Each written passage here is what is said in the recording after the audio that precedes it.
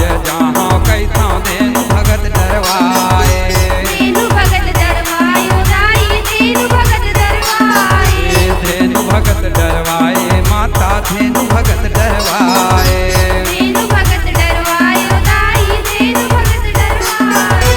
कौन किस्म मा पावा तोला दुनिया है हारा, मैं आयो तोरे धाम दाई छोड़ बूता काम, मैं आयो तोरे धाम दाई छोड़ बूता काम, मैं आयो तोरे धाम दाई छोड़ बूता काम, मैं आयो तोरे धाम दाई छोड़ बूता काम।